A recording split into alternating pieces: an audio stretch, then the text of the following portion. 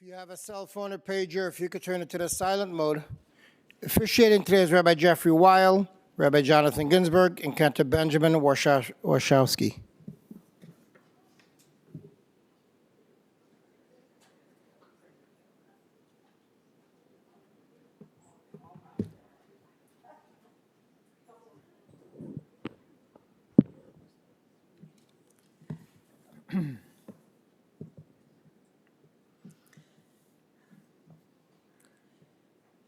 Ashrei ha'ish asher lo halach be'etzat risha'im u'v'derech chata'im lo amad u'v'moshav leitzim lo yashav ki im b'torat Adonai chefetzo u'v'torato yehegeh yomam v'layla. Verses from the first Psalm. Ashrei ha'ish, happy is the man who has not followed the counsel of the wicked, nor stood in the path of sinners, nor sat in the company of the scornful. Rather, that man's delight is Torah, the Torah of the Lord, and such a person meditates on God's Torah day and night for a lifetime. Such a person will be like a tree planted by streams of water. It yields its fruit in season. Its leaf will not wither, and whatever such a person does prospers and flourishes. Friends, we gather today to honor such a person who was a chofetz Torah, who really truly did delight in that Torah, in the law and wisdom of our tradition. He was a lover of Torah, a teacher of Torah, a builder of community around Torah, and through his leadership, those communities prospered and flourished. He was a lover of his people. And when I say his people, I mean people, all people. All people, the Jewish people, his people, family. We gather to honor Rabbi Shlomo Levine. And I'm honored to do so today with colleagues Rabbi Jonathan Ginsburg and Cantor Benjamin Warshawski, who is joining us remotely. Cantor Warshawski. Shiviti Adonai lenegdi tamid. I have set the Lord before me always. God is at my right hand. I shall not fail. Therefore my heart rejoices. My whole being exalts, and my body rests secure. Amen. Shivisi Adonai lenegdi tamid ki mimi balemot. Shivisi Adonai lenegdi tamid ki mimi balemot. Lachein samach libi leyagel kibodi af besari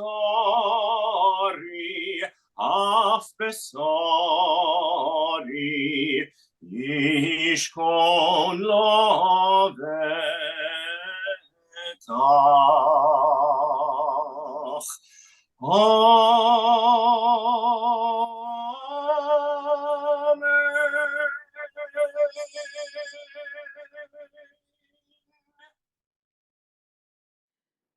times of sadness, actually all times of our life, there's something suitable from our tradition to share. At a time like this, we turn to the 23rd Psalm, which is in our handouts. Let's read together, Psalm 23. The Lord is my shepherd, I shall not want. He maketh me to lie down in green pastures. He leadeth me beside the still waters.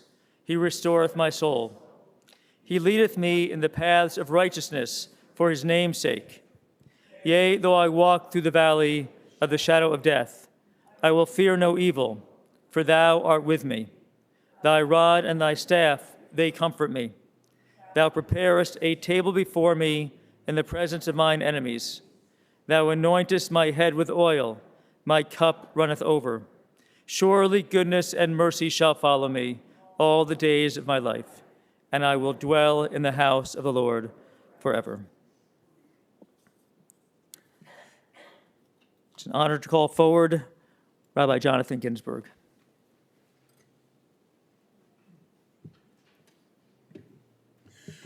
Rabbi Levine passed away on Shabbat, which was the end of one of the great books in human history. And the rabbi said that the end of a human life is like the end of a great book. This past Shabbat, we finished the book of Shemot. Anybody know what it's called in English? Come on, you all know what it's called in English. Exodus. And so that part of it, the Exodus, has a couple of the themes that are so important seminal to the Jewish tradition and to Shlomo's life. The story of being slaves in Egypt, the formation of us as a people, going to Sinai, and then God telling us that we're going to the land of Israel. All of those things were so important in his life. But in Hebrew, the name is Shemot, which means names. And the Talmud says that we're known by three names in our life. The name that our parents give us, which in his case, anybody know what his parents gave him? Sydney. He doesn't like it, doesn't everybody know, but it was Sydney. And then it's the name that you acquire for yourself. And he decided when he was a teenager to take on the name Shlomo. And that's how just about everybody in the world, until I just gave away the secret, knew his name. And then it says, thirdly, is the name we acquire through our deeds. And that's really what we're going to explore today. What name did this Shlomo acquire through his deeds? The Haftorah this past Shabbat had another Shlomo, Melech Shlomo. And it talked about Melech Shlomo, King Solomon, finishing one of the great achievements of his life, the building of the Holy Temple. And there was a great festivity and party and celebration of that completion. And so even though we're not festive and celebrating, the rabbi said that when someone lived the kind of life that Shlomo lived, and he had the kind of ending now at the end of this great book, we celebrate his life, and that's what we will do today. And so as we think about all of that today, you probably know that he and Annabelle for many years spent part of the winter in Mexico. And they may be talked about by other members of the family. So I just want to tell you one little piece of it. Shlomo and I had lunch every 6 weeks, 2 months, during the part when he wasn't in Mexico. And every time when we'd have that lunch when he came back, he would, in the last few years, would tell me the same thing. You know, we had many friends there over the years, many Jewish friends there, and we had Jewish experiences there. But this past year, he'd say, so-and-so and so-and-so weren't there because this one died, this one was too sick to come. And then I reflected back on a couple of years ago when he and Annabelle made the decision that they couldn't go themselves. They had to give up that dream because he had gotten to that stage in life, which all of us know we get to, but it's sobering to think about. I met Shlomo 20 years ago when he was just about exactly my age now. And so it's reflective and sobering to think about this experience and what it means for our life. The great Bratslaver Rebbe, who was the great-grandson of the Baal Shem Tov, and all my relatives in Israel, Bratslaver Hasidim, he said something very interesting. He said, your birthday is the day that God decided the world could not live without you. And one of the things that we want to explore today is, why was it that God decided the world needed Shlomo Levine? Another way to put that is in the story of the Megillah that we're going to read this coming weekend. When Esther hesitated about going to visit her husband, because if he didn't want to see her, that was it in the royal world, Mordecai tried to convince her to go and said, well, if you don't go, we'll get help from someplace, a euphemism for God, perhaps. But then he said, but perhaps you were created just for this moment. One of the great sentences in all of literature, maybe you were created just for this moment. So why was Shlomo Levine created? We're going to explore that today. And so I'd like now to invite members of his dear ones to come on up and say things. And the first one will be Annabelle.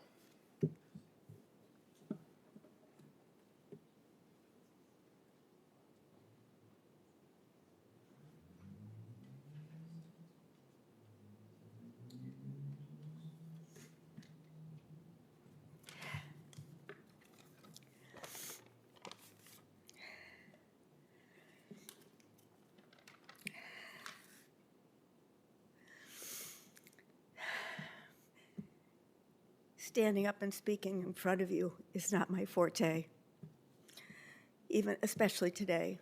It was Shlomo's.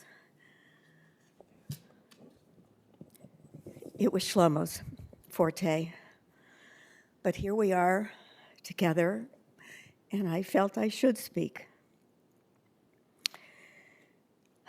I'm not here really to tell you how sad I am, even though I'm sad. I'm more here to tell you how grateful I am to have had Shlomo in my life for so many years. It's a wonderful life. Shlomo and I met on a tennis court in 1977, and ours, if you know tennis, was a love match. The Rabbi and the Convert. It sounds like a bad movie title, but it had a great ending. In 1978, when Shlomo and I considered marriage, it was complicated. We both have 2 children. They were children at the time, young children. We loved them very much. We wanted to do what would make them happy. We cared deeply about them. I had a lot of fears. When we got married in 1978, being a Jew by choice was not always something that people were open to. I wasn't always considered the same as people that were born Jewish because I didn't have Jewish parents. This is not what Shlomo thought, but the Jewish world was not quite as advanced as it is now. So I told Shlomo that I had concerns and fears and that I was afraid because I hadn't been born and I didn't go to Hebrew school, that perhaps I would do things that might embarrass him. I might forget something. I might stumble in some way Jewishly and be an embarrassment to him. And I have to tell you what he said to me, because his humor and his hyperbole was always wonderful. He said to me, if you ate a ham and cheese sandwich in the synagogue on Yom Kippur, I would still love you.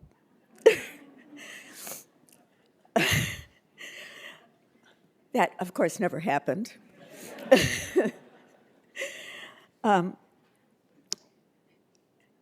That's just the way he always treated me.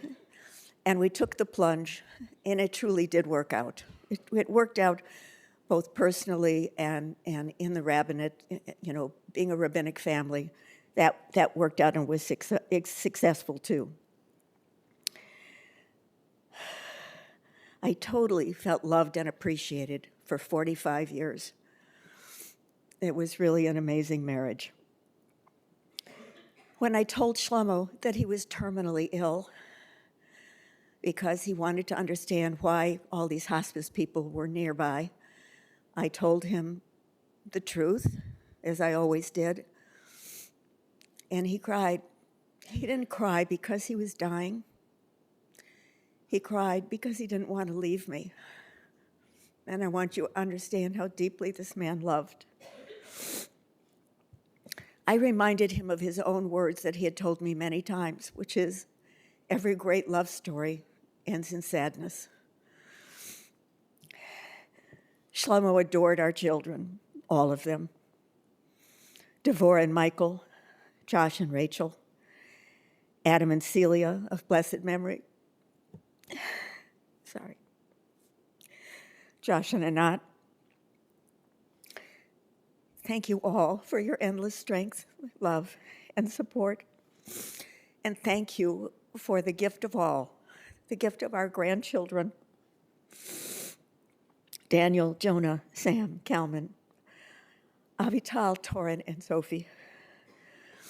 Your presence, whether in person or by Zoom, the calls, the visits, the hugs, the love, it meant the world to Shlomo and to me.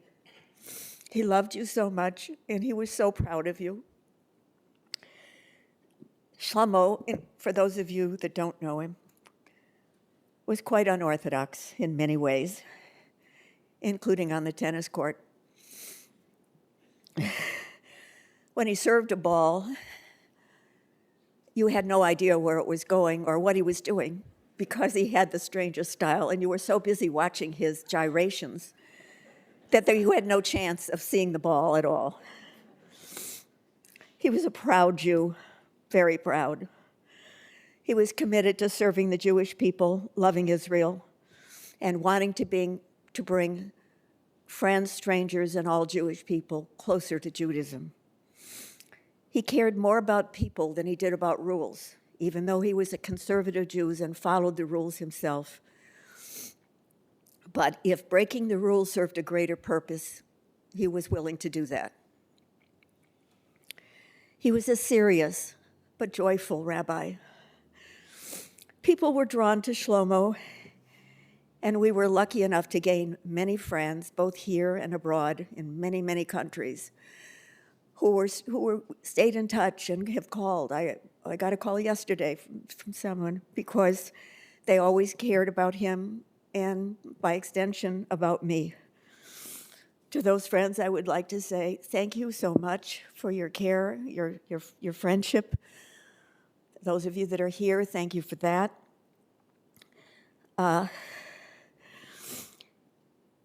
He loved every moment with you. And thank you for being here, and even for those that are here on a video link, thank you, because I know there are people. Joy and love is what Shlomo brought into my life. Our life was cut shorter than we would have wanted, but that joy and laughter in Shlomo, in Abba, in Zadie, remains in our memories, in our hearts. When you think of him, please remember him with a smile and with a twinkle in his eye. I would like to close by reading a poem that Shlomo liked to read for very special people that he really loved when they were gone. So this is from Rabbi Shlomo. Some of you may have heard it before. When I come to the end of the road and the sun has set for me, I want no rites in a gloom-filled room. Why cry for a soul set free? Miss me a little, but not too long, and not with your head bowed low. Remember the love that we once shared. Miss me, but let me go. For this is a journey that we must all take, and each must go alone. It is all part of the Master's plan, a step on the road to home. When you are lonely and sick of heart, go to the friends we know and bury your sorrows in doing good deeds. Miss me, but let me go.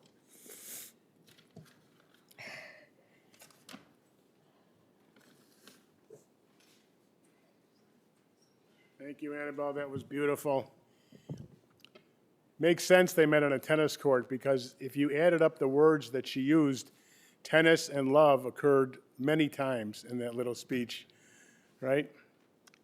She mentioned that he was an Abba, a Zadie, obviously a husband, but he also had a couple other names that he was known by. One was Ben, He was Shlomo ben Benjamin Leah, son of Benjamin and Lena. Now, if you know him, you should get this trivia question right. Where was he born? Brooklyn. He talked about Brooklyn and the Brooklyn Dodgers all the time. I see Rabbi Weisberg, Yibadal B'Chaim is here. Rabbi Brief just passed away. The three of them would sit on Beit Dins with hundreds of conversions that we did together. And I know Rabbi Weisberg and I sometimes felt a little bit left out because Rabbi Brief and Rabbi Levine would just be talking Brooklyn talk so much. Grew up with them, and of course he was an ach to his brother Daniel, to Harvey, his older brother Harvey, and his wife Aida. And he was an uncle to Peter, Bart, Todd, Stephanie. He was brother-in-law to Austin, may his memory be for a blessing, and Lila, may her memory be for a blessing, and uncle to Travis and Heather. And of course, there's so many other family members to mention, but want to mention his Savta Edna, his grandmother-in-law, who had a huge, profound influence on his life. And thank you to Annabelle for mentioning the children and the grandchildren. I'd like to now call up Devorah, daughter, and then we'll hear from Rabbi Norman Lewison.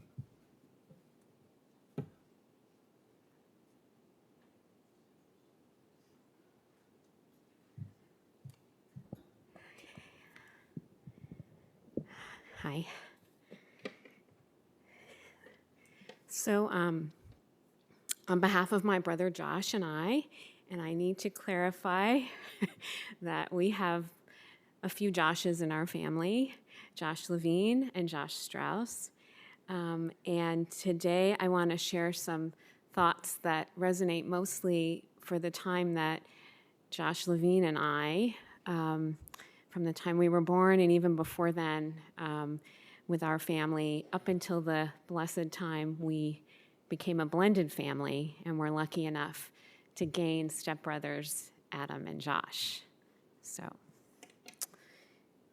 on behalf of my brother Josh and I, we want to thank everyone, our family, and particularly dearest friends to our dad, known as Abba, of course, to us. It takes a village to raise and care for an Abba, and you were all his village, and for that, we are so grateful. Well, let me correct that. It takes a village as long as that village is being led by Annabelle. So Annabelle, Josh and I have shared with you that from our perspective, you came into Abba's life, particularly at a challenging time for him, and rescued him, largely from himself, but a rescue nonetheless. You were his beloved wife, his best friend, his compass, his true beshert. It is not an overstatement to say, without you, there is no Abba. You gave him a beautiful and meaningful life and a dignified, loving, and peaceful death. And this is the deepest love possible, and Josh and I are so grateful.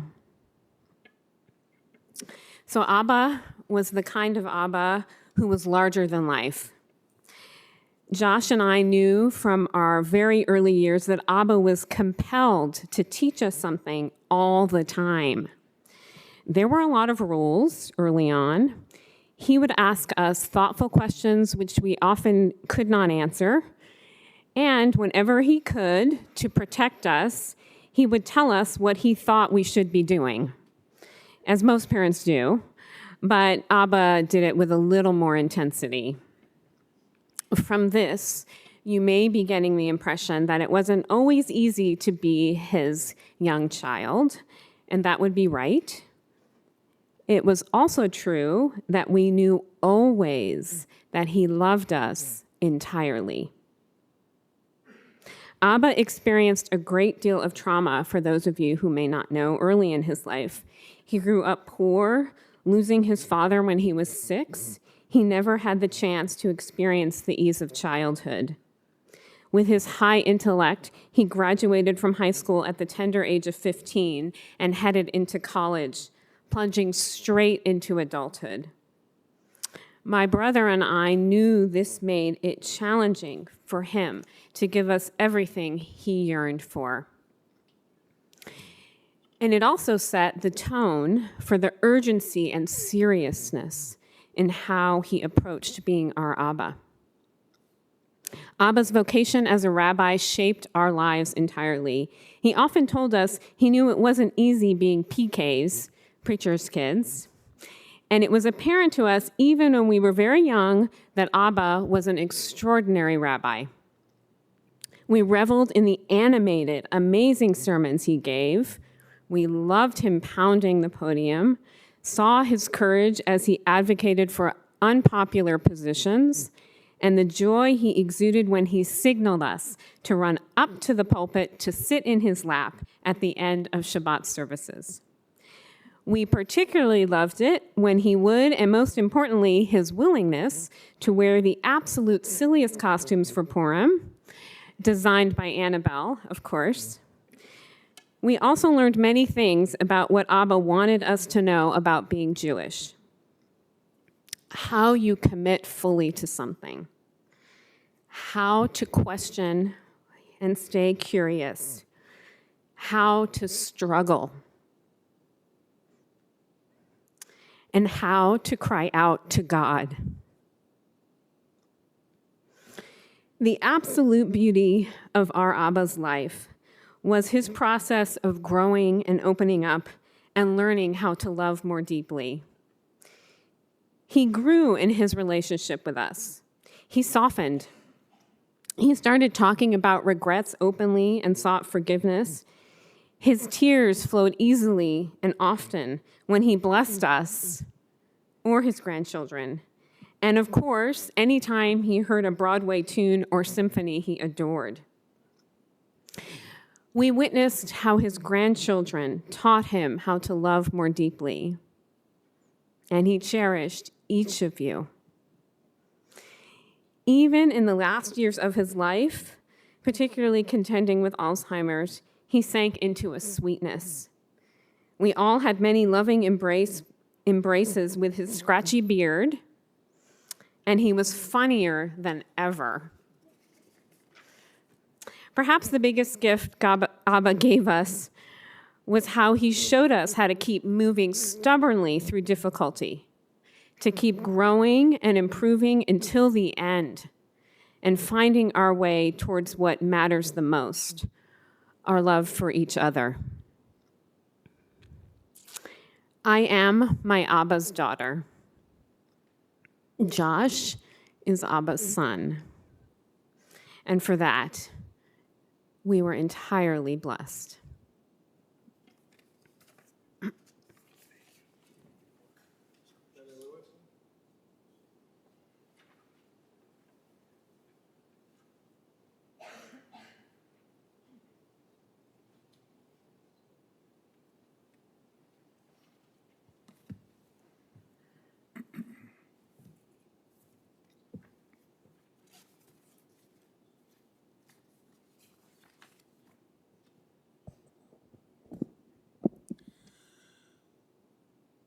I have been asked to speak briefly about Shlomo's seminary years.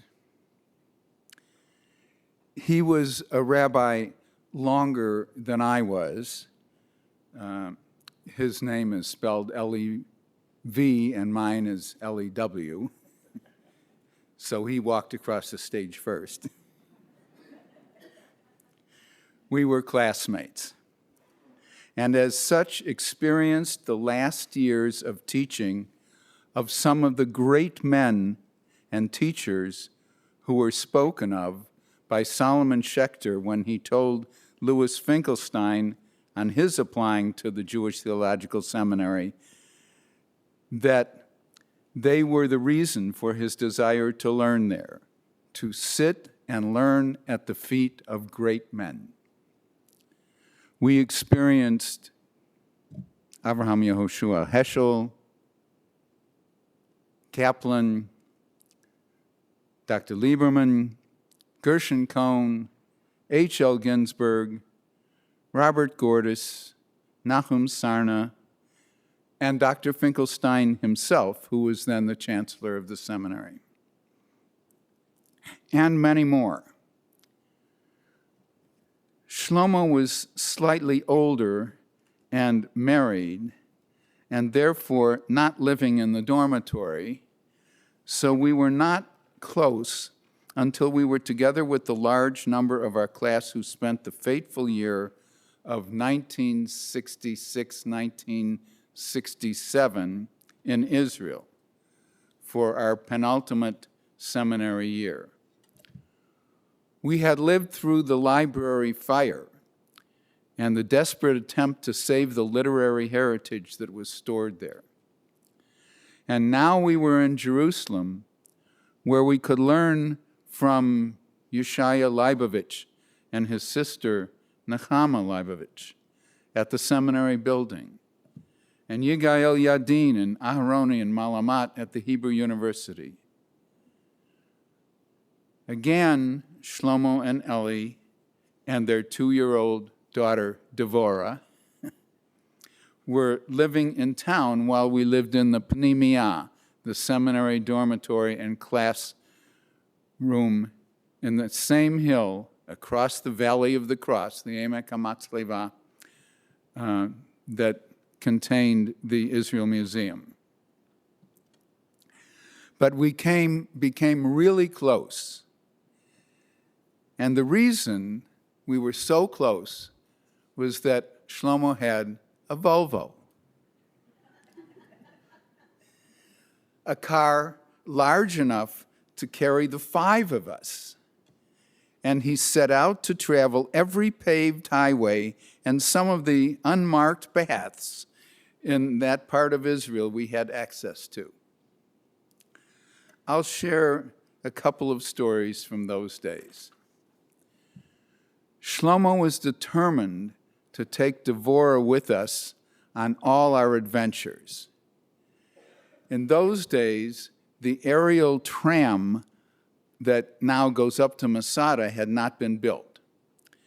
And to take the snake path from the Dead Sea side was, and is, a steep couple-of-hour trek, best tried soon after sunrise on hot days. But providentially, the Romans, in order to conquer the fortress, had built a ramp on the other side. So there we were, 4 non-athletes, carrying up a 2-year-old in a stroller. I hope, Devorah, you still remember being there.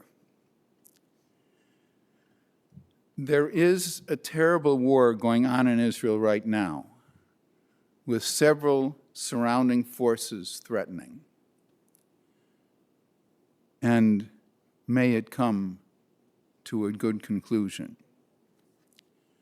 We also had our war. But we had several weeks of building suspense from the closing of the Tiran Straits to the Monday of the beginning of the 6 days of active fighting. The seminary students decided to stay and volunteered as substitute teachers in place of the mobilized citizen soldiers. Their cars were also mobilized, and when the war broke out, Shlomo used that storied Volvo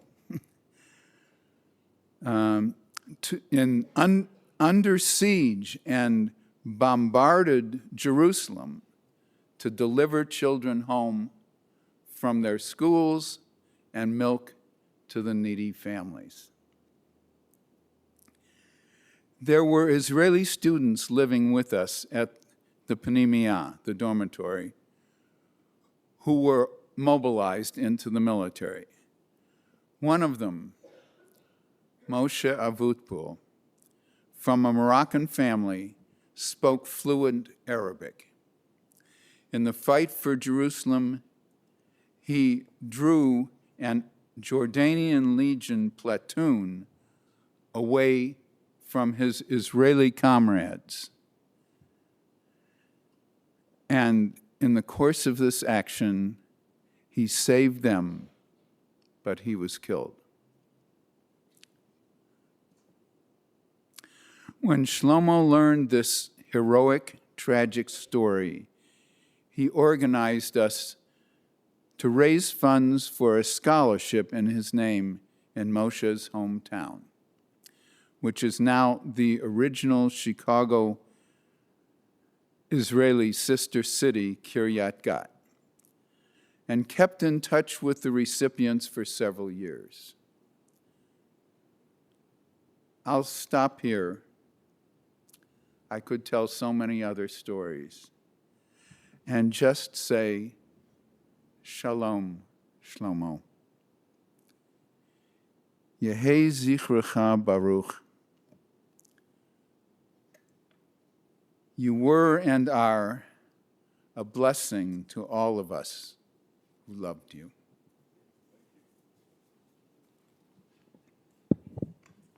Now we'll hear from three of the grandchildren, Sam, Avital, and Tor.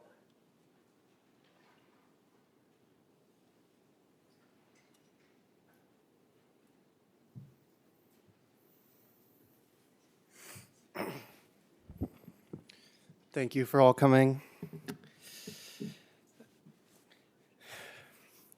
Even in the later years, Zadie did never lose his humor. I can picture him, often with a different background, as if he was practicing his crowd work for his next stand-up act. And I say with a different background because he loved to travel.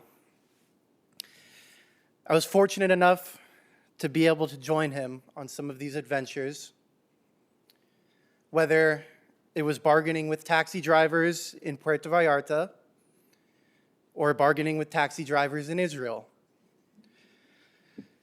While in Israel, I remember us sitting on top of a hotel, sun setting before dinner, as Zadie helped me learn my Torah portion for Jonah's and my upcoming B'nai Mitzvah. I didn't think much of it at the time, but looking back, I find great meaning in this memory. Zadie had dedicated his life to something he loved, and he was able to share that love with his children, his grandchildren, and so many others around him.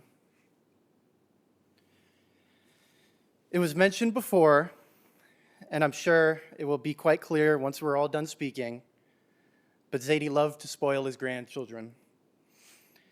He would take us to museums, movies, Cubs games, and shows of all kinds, from theater plays to musical performances. He introduced me to worlds I had never known and helped fuel my own passions, likely without even realizing. After taking me to see the Blue Man Group one time, seeing them beat their multicolored drums, I ended up playing drums in a band of my own. I remember watching as he played solitaire in his office, standing next to him as he explained the rules, and I came home that day excited to play this new card game, one that I still play to this day. I'll never forget his smile, the way his eyes crinkled up, or his signature goofy picture where he pulled his ears, stuck out his tongue. I'll forever hold with me the influence that Zadie had on my life, and I'll always remember a Zadie classic: you can take the boy out of Brooklyn, but you can never take Brooklyn out of the boy.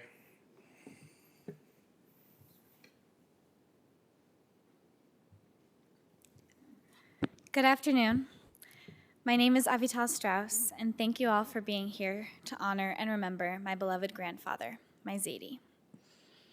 It's tough to eulogize a giant, my Zadie was someone whose presence and influence was colossal, and whose booming voice and vibrant energy captured everyone's attention. Zadie would enter a room and immediately be flocked by a crowd of friends, loved ones, and admirers wherever he went. Doing him justice in only a few minutes is no small task. My Zadie, as many of you know, was witty and hilarious. Even in sickness, he never lost his sense of humor. Just when you thought his Alzheimer's had taken over and he had checked out and lost track of a conversation, Zadie would surprise you with a riveting quip that would have you doubled over laughing. He often remarked to my grandmother that she needed to work on her cooking, and he'd continue to make the sacrifice of volunteering as her taste tester. Zadie loved deeply, and he made it known that he loved you. This past year, he never left his love unexpressed. Every couple of weeks, he would remind me on the phone, "I am so proud you're my granddaughter." I don't think he realized it, but he always said exactly what I needed to hear. Zadie had this way of making you feel seen. When we were together, I felt like I was all that mattered. And in return, I just loved to be with him and wanted to be with him whenever I could. In recent years, I would lay in his reclining chair with him, the two of us tightly squeezed into one chair. I'd hold my breath to make sure I didn't crush his fragile body. He couldn't remember what I'd said more than a minute before, but we were together, and that was enough. Zadie and I shared a fervent, relentless love of Judaism. The shared bond was ignited long ago. In his retirement, Zadie volunteered as a rabbi at the Lieberman Rehabilitation Center in Skokie. I began regularly accompanying him at services when I was just a few years old. As many of you know, Zadie had a way of leading services that engaged you and made you feel connected spiritually and religiously in ways you never thought you could. I experienced this for the first time at Lieberman. From the age of 5 or 6, I would stand next to Zadie on the pulpit in pure awe.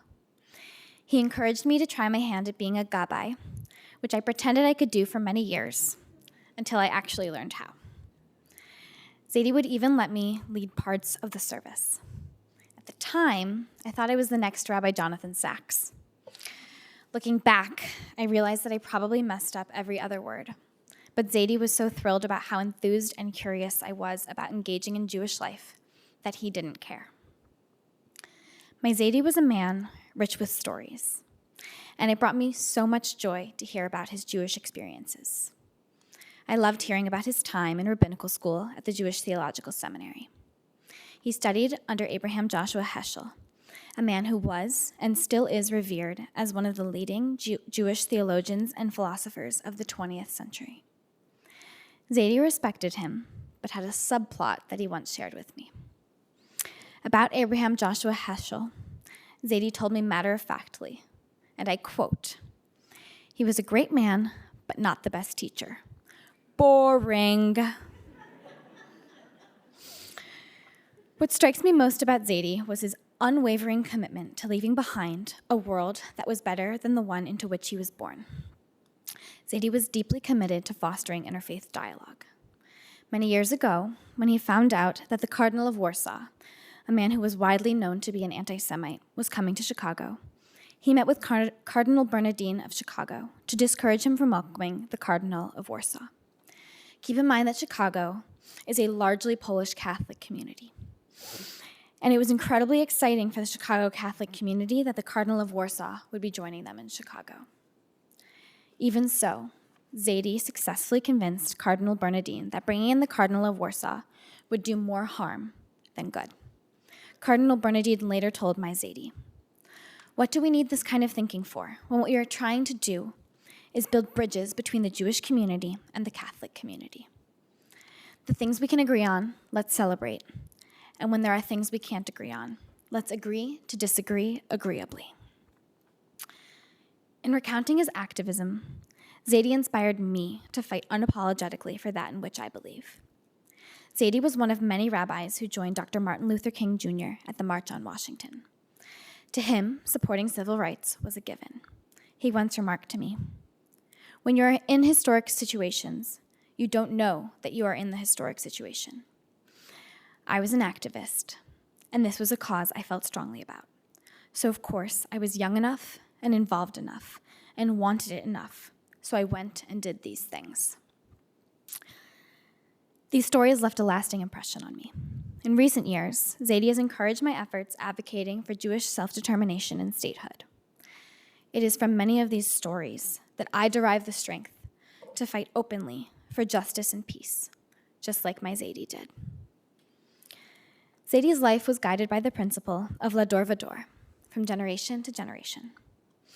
In the Talmud, we learn of the sage Choni, who encounters a man planting a carob tree.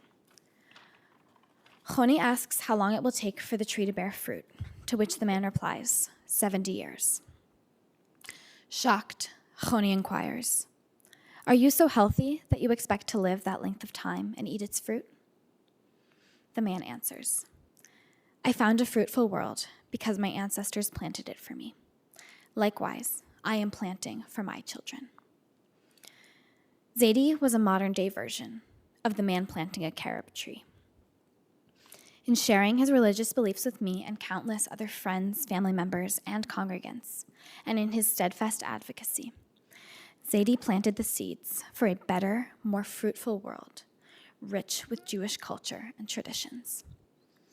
We, his family and friends, now have the responsibility of continuing the tradition of Tikkun Olam, fixing the world, with the dedication and love that Zadie engendered in each and every one of us.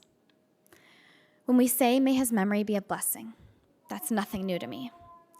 Zadie has always been a blessing. As I think now about how deeply it hurts that Zadie is gone, I remember. Our pain is the measure of our blessing. I love you, Zadie. Thank you.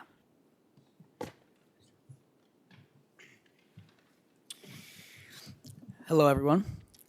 My name is Torrin Strauss, and I'm one of the 7 grandchildren of Rabbi Shlomo Levine. He was our rock, always there to uplift us, regardless of life's challenges. Even in his final moments, he radiated comfort and warmth. While we may not have been related by blood, we are about as close as it gets. I count myself incredibly fortunate to have had 6 grandparents who have played pivotal roles in my life. But what truly distinguished him was his unwavering positivity. Despite his declining health, he remained loving and genuine, never succumbing to bitterness. Contrary to expectations, I won't be following in his footsteps to become a rabbi. While I cherish quoting the Torah in my English essays, his career path isn't mine. This decision, though perhaps disappointing to some, was one we often discussed, sometimes every 5 minutes due to his dementia. Consistently, during Shabbat dinners, birthdays, or watching the Packers absolutely obliterate the Bears, he would always ask his favorite question. "So, where are you in life?" I gave him a genuine answer about half of the time, and the other half were creative responses that would make him chuckle. My sister would sometimes say that she was going to Brooklyn College, or I would sometimes say Brigham Young University in Utah. Sometimes, if I was feeling extra spicy, I would say BYU, Hawaii. Don't get me wrong, I love me some Latter-day Saints, but that is not the path I plan on taking. Living near my Bubby and Zadie was a blessing. Sharing Shabbat dinners with loved ones meant the world to us, especially to Zadie. Every Shabbat dinner, he blessed the children, and every time, he cried. He was so happy to be able to bless his grandchildren that he cried on a weekly basis. It is moments like these where you can truly see the man he was and how much love he carried with him, always. These are the moments I'll miss the most, the tears, the laughter, the love. He was not just a giant teddy bear, but a beacon of love and inspiration. I aspire to be as loved as he was, to evoke the same admiration my Bubby had for him. Each of us here was touched by Shlomo in unique ways. For some, he edited Devar Torahs. For others, he offered rabbinical guidance. For me, he epitomized what it meant to be a mensch. He lived joyfully for 86 years, and though I knew him for less than 18 of those, his impacts are beyond my imagination. He was one of the most joyous and authentic individuals I've known, and I'm grateful for the time I've spent with him. He was a great man, a man who wore his heart on his sleeve and some pretty awesome kippahs on his head. Thank you.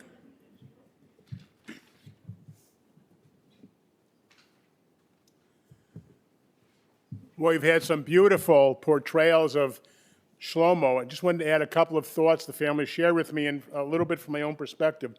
You've heard first a lot about his Jewish interests. You may not know that he really didn't want to be a rabbi at first.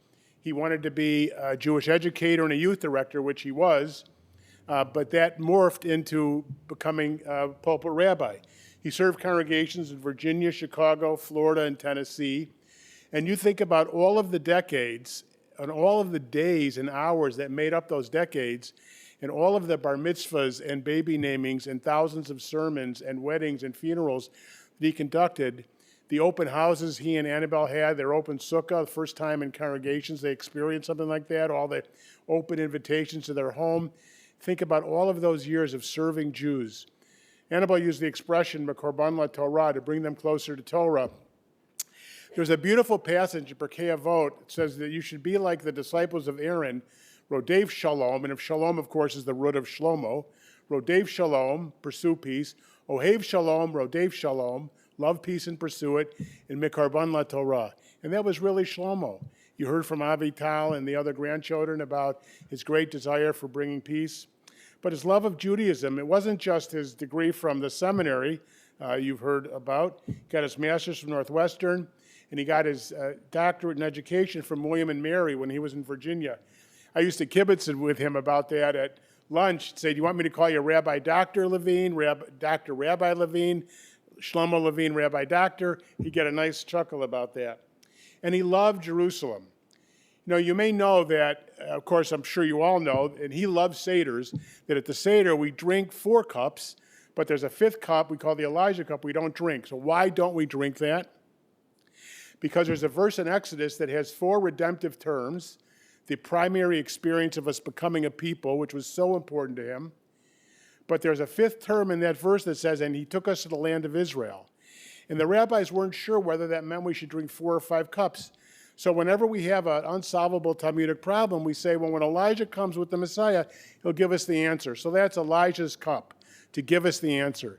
But I found that verse interesting and that midrash interesting because Shlomo was so committed to both the Jewish people set up by the experience of the Exodus, and then the Ten Commandments and the Torah given at Sinai, and then the promise to go to the land of Israel. Such important and deep things in his heart.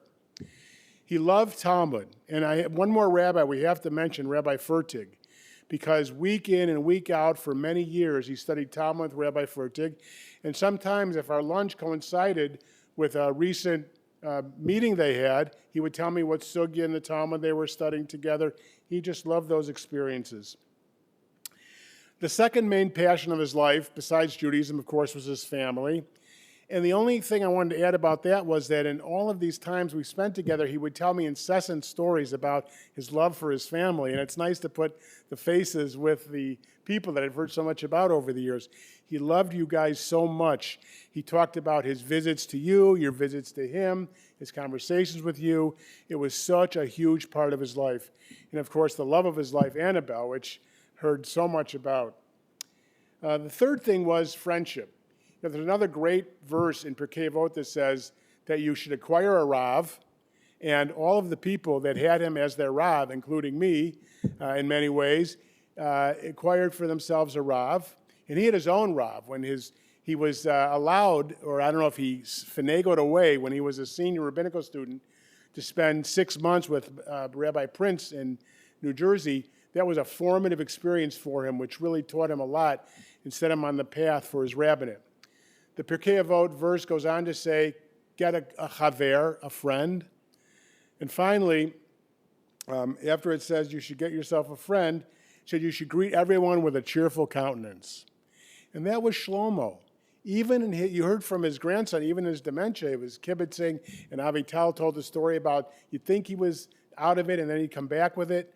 But he was so gracious, even at the end. You know, I remember when the experience flipped for me when we were having lunch regularly, and then one day he was an hour late, and he called me with a borrowed cell phone from Annabelle because he never owned a cell phone his whole life, a Luddite, that guy. And he said, I can't remember how to get there. And we had been there 1,000 times. And it was a restaurant that he and Annabelle bought a few shares in. So it was hilarious going to that restaurant regularly with him, thinking like he's a big owner. You'd walk in expecting special treatment. But when he said to me, I can't remember how to get there, I knew this was a change. And then finally Annabelle said, could you pick him up and take him to lunch? And then that got too hard. But at those lunches, in that period, he would say to me, so he would always ask questions. How you doing? What are your plans are? I'd tell him a minute later, so what are you doing? What are your plans? But it was always a graciousness, and you can't fake that when you're in that state. That was just his being, his essence of love. And talk a little bit more about that in a moment. I remember the fond time sitting there on Sundays watching the Bears eating corned beef sandwiches at their house, but he wouldn't be talking to me or watching the game so much as being on the phone with his cousin betting, which was, I don't know if you knew that about Shlomo, but that was an important part of his life. And I have to talk about the conversions with Rabbi Weisberg and Rabbi Brief, may his memory be for a blessing. I asked Shlomo many years ago to supervise Beit Din for students that I was teaching, and we sat there for hundreds. I didn't count them, but I have hundreds of certificates with his name on it. And I want to just tell you two things about that. First of all, they came from all over the world because these were for people that weren't anywhere near a rabbi. And wherever they came from, he had been there.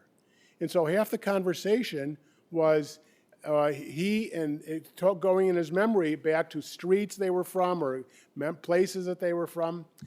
The other thing is that's a very important position because when you're in a Beit Din for a conversion, you simultaneously have to ascertain that they're sincere, but you also have to be warm and welcoming because too many people have negative experiences about that. And he did it with such grace and warmth, as you might expect, and empathy and understanding, while at the same time fulfilling his responsibility to make sure that they were sincere. Never forget that. A couple of things just quickly that you may not know about him that I think are really adorable. He had a huge stamp collection. Part of that, he had this fantasy that he would find the stamp and give his kids a gazillion-dollar inheritance. But it calmed him. He really enjoyed that, and he calmed him, and he collected stamps from all over the world.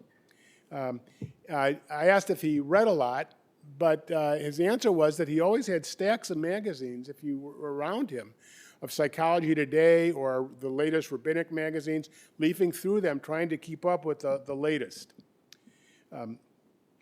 And he had another role that a lot of rabbis don't have that I think Rabbi Weil and I can both agree to, which was as a congregant.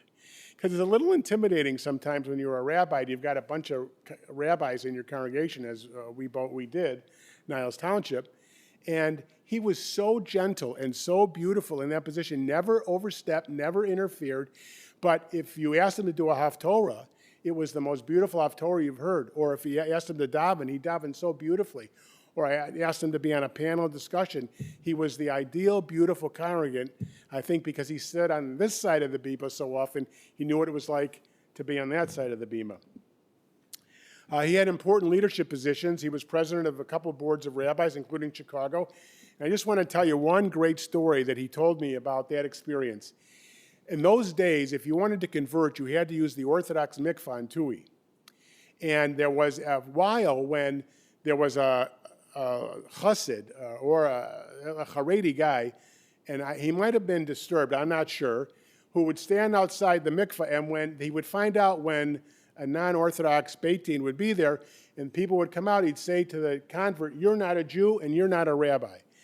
And Rabbi Levine had to try and figure out a way, as president of the Board of Rabbis, to do something about it, and the courts got involved, legal action, trying to get this guy to not harass converts a minute after they turned Jewish.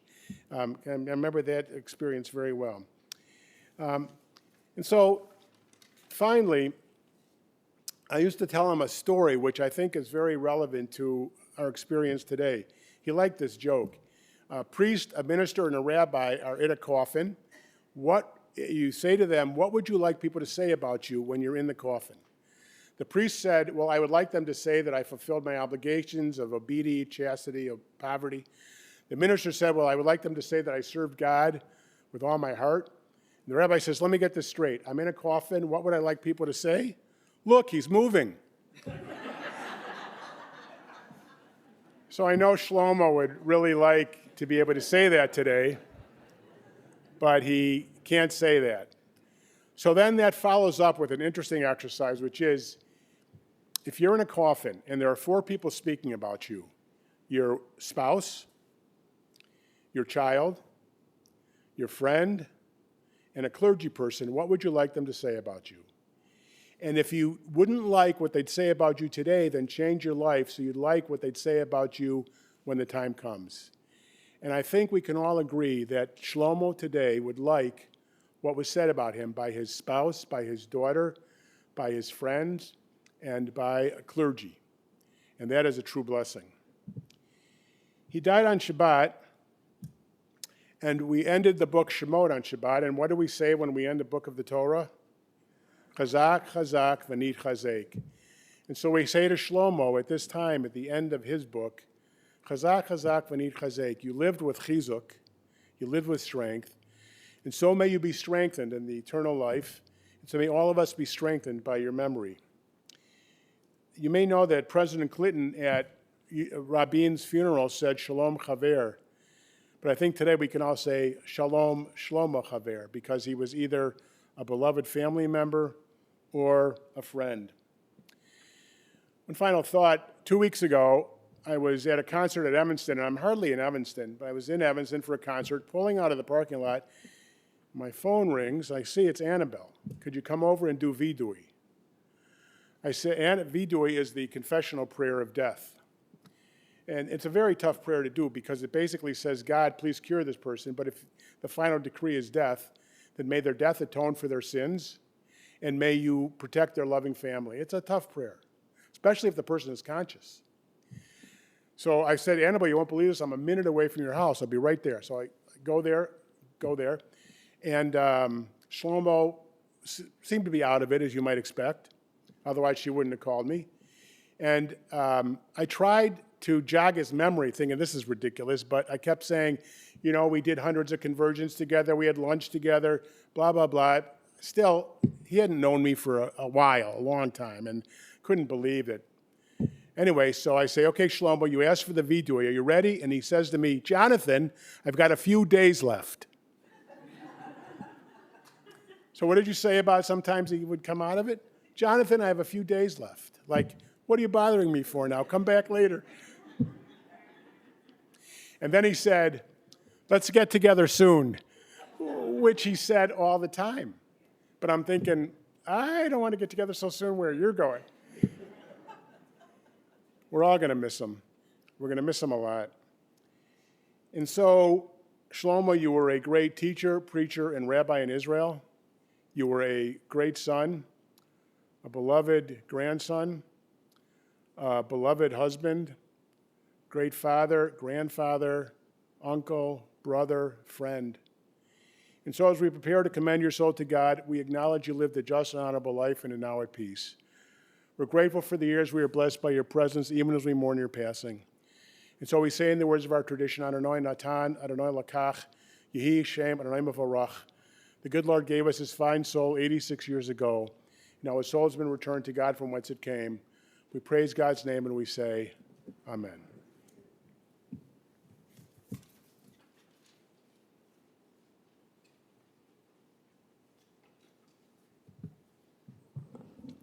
Thank you, Rabbi Ginsburg. Thank you, all of you, for your beautiful remarks. Very moving.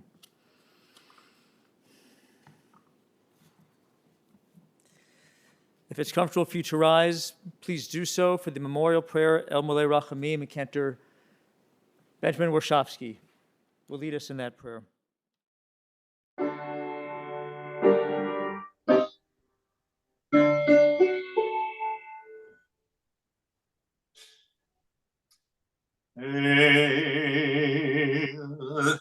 Molei Rachamim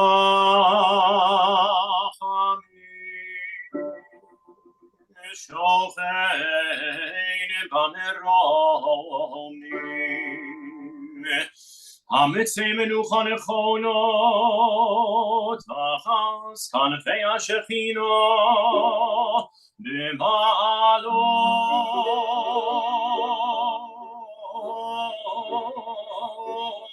קדושים וטהורים כזוהר הרקיע מסעירים אס נשמוס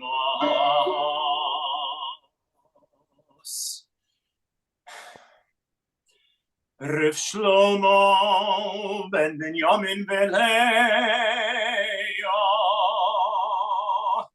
שהלך לעולמו בגן עדן תהי מנוחתו אנו בעל הרחמים הסתירהו בסייסר כנותך לעולמים וצרור בצרור החיים אס נשמתו אדוני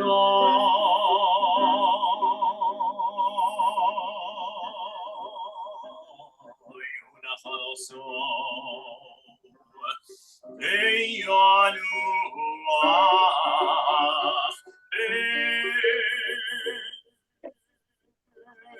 בשלום על משכבו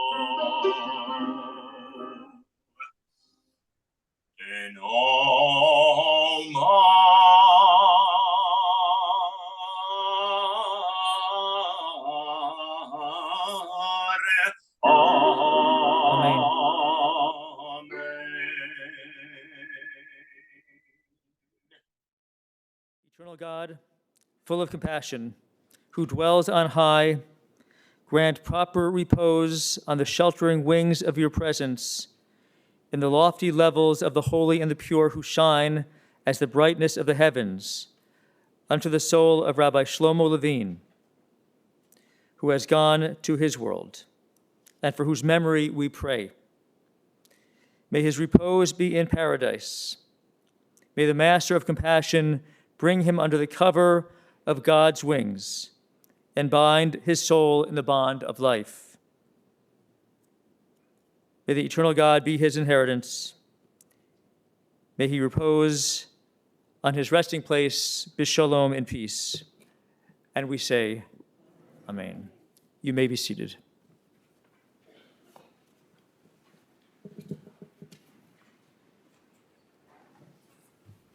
This concludes the service here at the chapel.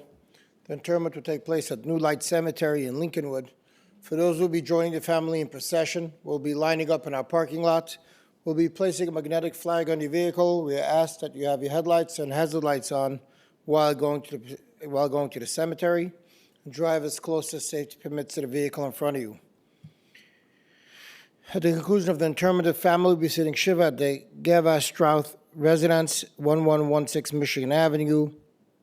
They'll be there today until 9 p.m., Tuesday, Wednesday, and Thursday from 7 to 9:30 p.m., Friday from 3 to 6 p.m., and Sunday from 2 to 6 p.m. If we could have everybody please rise and have the grandchildren come forward who will be acting as pallbearers. Once we have left the chapel, we ask everybody to go immediately to their vehicles.